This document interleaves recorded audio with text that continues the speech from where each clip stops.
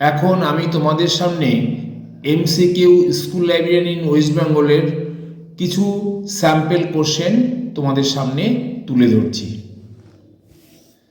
প্রথমে question number 1, preparation of A budget without considering previous year's budget is known as. এখানে চারটে option থাকবে, কিন্তু আমি অনলি অ্যান্সারটা দিয়েছি, আমি তিনটে অপশান দিইনি। কেন?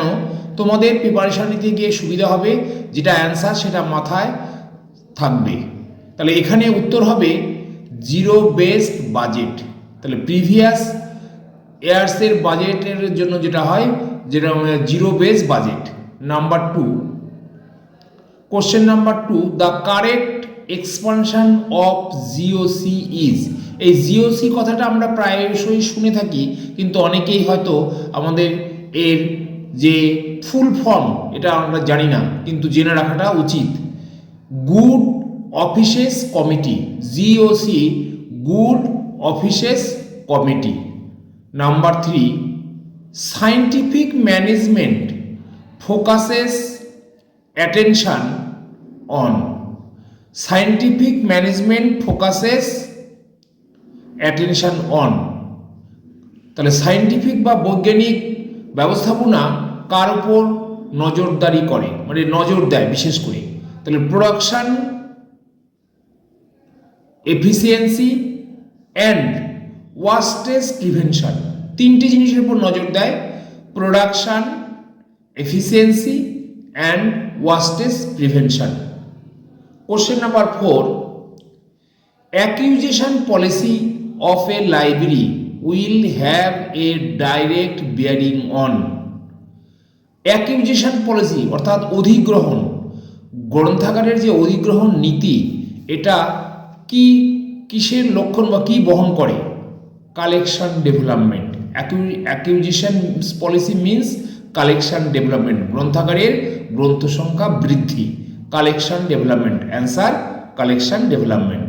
Number 5, selection according to users need is one of the basic issue of. এই যে selection according to users needs, আমরা অনেক সময় গ্রন্থ নির্বাচন করি ইউজারদের প্রয়োজন অনুযায়ী। ইউজারদের প্রয়োজন অনুযায়ী আমরা গ্রন্থ নির্বাচন করি, অর্থাৎ এটাও কিন্তু ঘুরিয়ে বলা যায়, অ্যান্সার হবে কালেকশন ডেভেলপমেন্ট। এটাও আমাদের কালেকশন ডেভেলপমেন্টের একটা পয়েন্ট।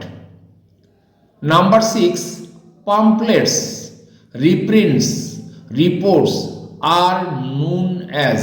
এই যে pamphlets, reprints, reports are known as non book material. এগুলো কাদের? Non book materials. Number 7, INB and Indian books in print are the basic sources for selection of Indian publications. এখান থেকে আমরা অ্যান্সার হবে Indian publications. Number 8, fumigation chamber is used for conservation of. Answer হবে documents. এই fumigation chamber হচ্ছে গ্রন্থাগারের বইগুলো যখন পোকা লেগে যায়, বিশেষ করে সিলভার ফিশ এই ধরনের পোকা লাগলে বইয়ের পাতাগুলো ছিদ্র করে দেয়, একদম ঝাঁঝরি করে দেয়, তাদের হাত থেকে বাঁচাবার জন্য এই ফিউমিগেশন চেম্বার এক ধরনের কেমিক্যাল বইগুলো আলমারির মধ্যে, এয়ারটাইট আলমারির মধ্যে ঢুকিয়ে তার মধ্যে এক ধরনের কেমিক্যাল দেওয়া হয় এবং ইলেকট্রিক বাল্বের সাহায্যে সেই কেমিক্যালগুলো উত্তপ্ত হয়, উত্তপ্ত হয়ে গ্যাস সৃষ্টি করে। সেই গ্যাসের সাহায্যে আমরা বইয়ের ভিতরে থাকা যে সমস্ত সিলভার ফিশ থাকে সেগুলোকে আমরা মারতে সক্ষম হই। এইভাবে আমরা ফিউমিগেশন চেম্বারের মধ্যে রেখে ডকুমেন্টগুলোকে কনজারভেশন করতে পারি। Number 9, the planning and controlling of financial resources is known as। the planning and controlling of financial resources is known as, এদের কি বলা হয়? এক কথায় বলা হয় বাজেট। Answer budget.